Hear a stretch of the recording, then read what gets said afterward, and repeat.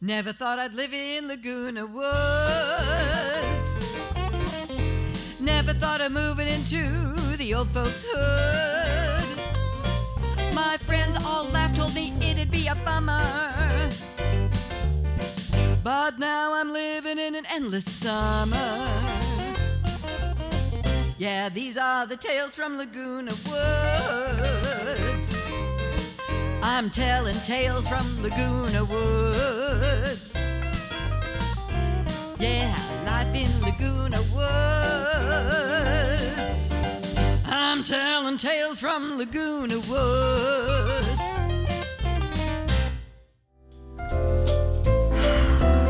I can't believe this is how I'm spending the holidays. Really? And what were you planning to do? Go on, tell me all about your big plans. Well, there were a million things I was planning to do. I just can't think of any of them right now. Isn't it time to check on Eunice? Oh, that's all I've been doing for the last week and a half. She rings that little bell and I have to go running to see what the Queen wants. Morgana, it's the least you can do for her. We've all pitched in. I just didn't expect her to show up here so incapacitated. My God, it's only a toe. Oh, so there we go again. One more holiday fiasco a la Eunice. I just don't understand you. I'd give anything to spend Christmas with my parents. I nursed both of them in their final days, and I looked at it as a privilege. You're right. You don't understand. You just don't get it. Well, I have found Eunice to be a charming woman, and she tells me such delightful stories. I'm happy to help her. Oh, by the way, I recently met someone who I think can be a big help in Jackie's catering business during this Christmas rush. Oh, good. I can't believe that Charlie bailed on her at her busiest time of year. Well, it happens. Frankly, who can blame him? He worked his tail off during Thanksgiving. It's not something I would personally do, but not everyone has my work ethics. That's for sure. And I can't believe, goodbye, Charlie. Who's this person you're talking about? Well, her name is Maggie. I want to bring her by tomorrow so she can meet Jackie. Do me a favor and let Jackie know we'll be there about 11 tomorrow. Okay. Pauline, I don't know if I can do this. I'm a basket case. That scammer stole everything from me. As the chair of the Well-Being Committee, I know this will be good for you. It'll put some money in your pocket and give you something different to think about. But what if I can't do it? What if she doesn't like me? Of course you could do it. You've made some incredible meals for me. You'll be following Jackie's instructions and using her recipes. It's a no-brainer. A little hard work is what you need right now. All I want to do right now is crawl back under the covers and hide there for the rest of my life. Absolutely not. We're not going to let this two-timing Lothario get away with this. You'll see, everything will work out just fine. Oh, if you say so. Listen, Maggie. Jackie is desperate for someone to work for her. She broke her wrist and her right hand is in a cast. And her assistant left her high and dry. She's gotten a huge amount of orders and she's really struggling. So just suck it up and do your best. And you need the money. Do you think they'll find him? The scammer, I mean, not Jackie's assistant. And if they do you think he will still have my money? Oh, they'll find him all right. I still have some connections. And if he wants to keep his kneecaps, he'll have your money. Thomas, thank you so much for meeting me here. Of course, Pauline. I was pleased you got in touch. You're a breath of fresh air. What? What I mean, it's a pleasure to meet with someone who has no hidden agenda. The people who I routinely meet with usually have something up their sleeve for me to uncover. So the FBI has been keeping you busy. But why you dress like that? Where's your jacket and tie? Well, it's all part of my cover, Pauline. You have no idea how much information I can gather when I'm informal. Guys on the golf course can be really chatty. I've learned of a number of illegal mergers and rip-offs. Some of the cleanest cut looking guys can be the biggest scammers around. Well, that's why I need your help.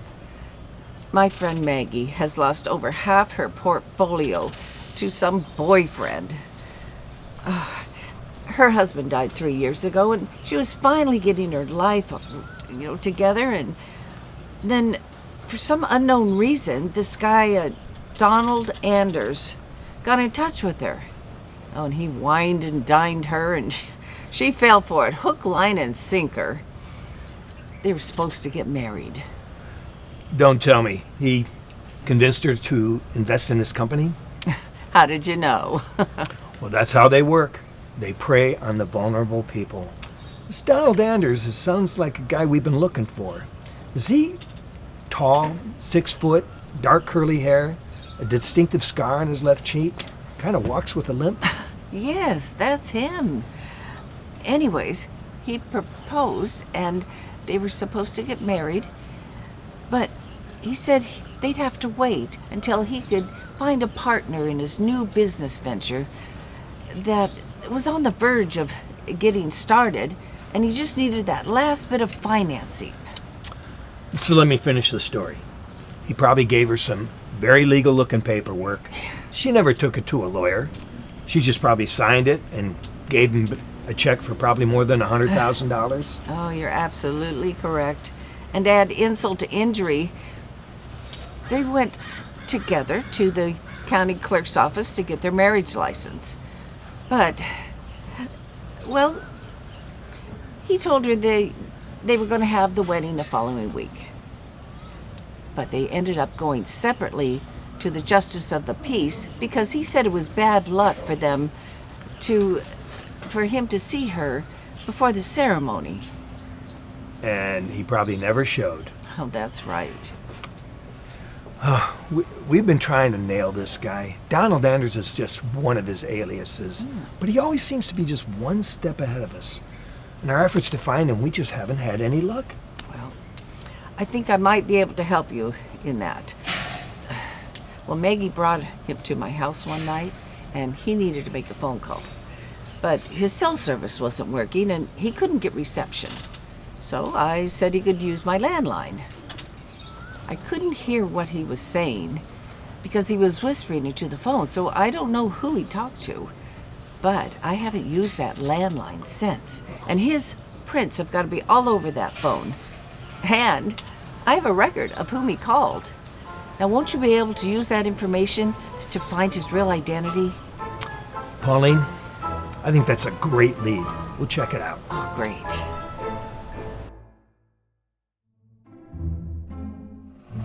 Hi, Jackie. Oh, Jackie's not here.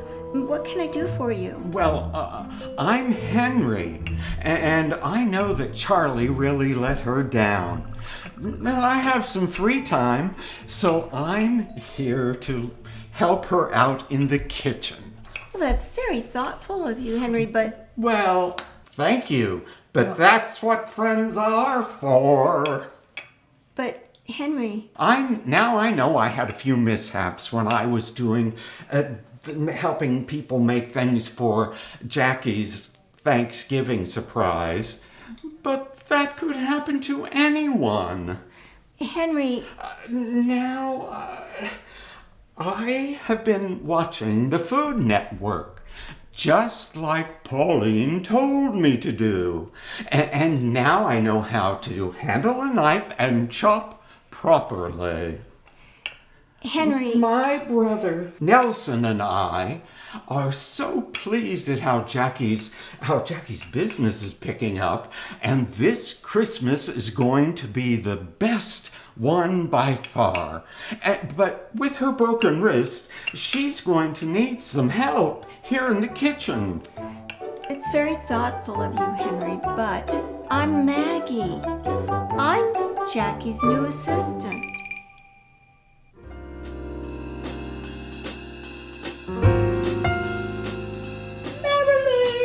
Bring me a fresh ice pack. Mom, it's Morgana, and I just brought you an ice pack. Oh, dear, that was a few hours ago. Yes, Mother. I smelt, you know. How could I forget? And while you're at it, I could use a nice cuppa. Okay, would you like something with that? Well, now that you ask, I would appreciate something to eat. All right, I'll see if Jackie will make you something. Marilyn, Jackie is very busy. You are quite capable of making a tuna fish sandwich, aren't you? Yes, Mom. Thank you, dear. Pauline, thanks for meeting me here. I have a round of golf in an hour. Really? Here in Laguna Woods? Yeah, I just showed them my badge and they gave me a tee time. Isn't that bending the rules? I mean, aren't you taking advantage of your badge? Not really. I think you'll change your mind when you hear who I'm playing golf with. Really? Aren't you curious? Thomas, who you play golf with is really none of my business. And why aren't you out searching for that scammer who ripped off my friend? I'm really disappointed in you. Well, you shouldn't be. Okay, because I'm playing golf with Donald Anders, a.k.a. Simon Callahan. Thanks to you and your telephone, we were able to get positive identification on those fingerprints, and we got a lead on his partners. So while I'm out there playing golf with Donald Anders, I have agents that'll be conducting a search warrant. Well, how is that going to help out Maggie? Well, he doesn't know yet, but we just froze his accounts, and the money's still there. So based upon the check that Maggie gave him with a conviction, she stands a good chance of giving her money back. That's great news. Are you going to play 9 holes? No, 18. The more time, the better. So I'll contact my agents when we get to the 18th hole, and we'll make the arrest at the 19 restaurant. Now, where will Maggie be this afternoon? Well, she'll be working at Jackie's. Great. I'll meet you there later. And again, thank you, Pauline, for the great lead. I think of this as a Christmas miracle. Hey, Maggie, come on and take a break. You look exhausted. Jackie's been working you too hard. Come on, take a break. Come keep me company. Sounds good. Do you think Jackie will be okay with that? I won't tell her if you don't. So Maggie, so what's your story? How long have you lived here in Laguna Woods? I've been here about 2 years now. I came after my husband died. I mean, he died 3 years ago, but it takes time to get his affairs in order, to sell the house. I had to get away. There were too many memories, very sad memories. I understand, but I've never seen you at any of the concerts or the dances. Well, you know, it takes time to figure out what you want to get involved in, what clubs, what sports. And then just when I was about to get started, I met someone. Really? How? I don't know how Donald found me. Oh, I remember. He told me someone gave him my name. So it was kind of like a blind date. But I don't know. I just thought somebody giving me attention would just be so wonderful. I was so lonely. Ruh-roh. You can say that again.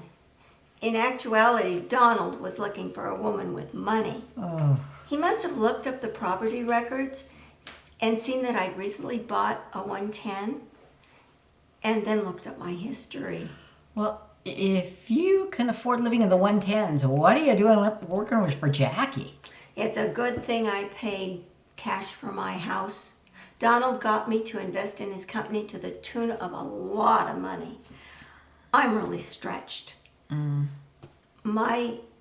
I don't dare touch what's left, and my income has been dramatically reduced. And Pauline said... Oh, Pauline said, a little hard work never hurt anybody. Yes, how did you know? Because I know Pauline.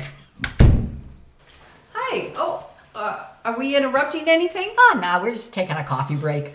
Oh, good. Well, I want to introduce my good friend. This is Special FBI Agent Thomas Kane.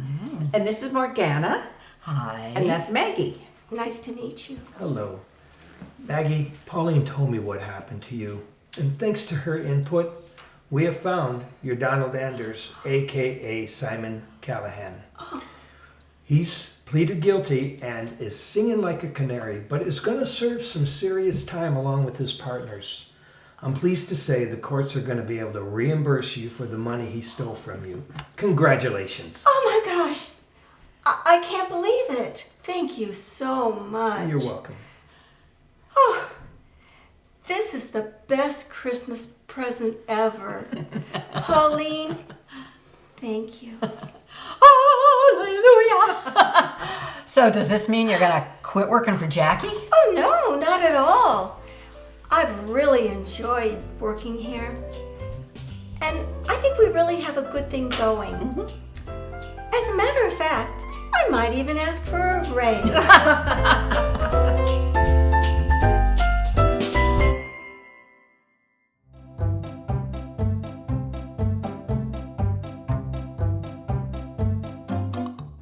If you get a call from an unknown number, also don't answer it. And if it's an automated voice on your voicemail, just don't respond to them. Never, never, never give out passwords, PINs, or personal information. Just hang up. Anyone you want to speak with is going to leave you a proper message and give you a legitimate reason, which you can always check. So remember, if it sounds too good to be true, it probably is. And I want to leave you with these words. Hang up, block the number, don't call back. Hi, I'm Cheryl Stritch, co-writer and director of Tales from the Woods. I also play Annie. And I'm Sharon Rosen, the other co-writer, and I play Morgana in Tales from the Woods. And we're here today to talk about Sebastian, the beautiful miniature horse who lives at the Laguna Woods Equestrian Center. He needs a friend.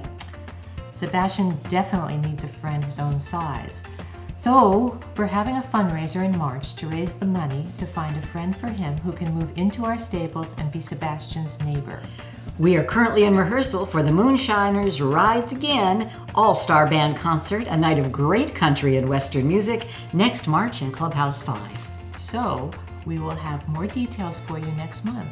Get your boot scrutiny boots ready.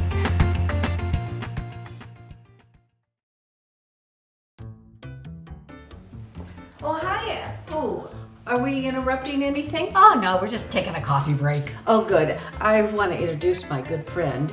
This is Special FBI Agent Thomas Kane. And these are my friends, Maggie. No, you need to start over again because I'm working on that. Oh, yeah. We start all the way over? We switched each other. You could have just corrected You know, her. but it's a good thing No. because this isn't going. Okay, well, let's turn it on. Whenever you're ready. And action. Hi, Jackie.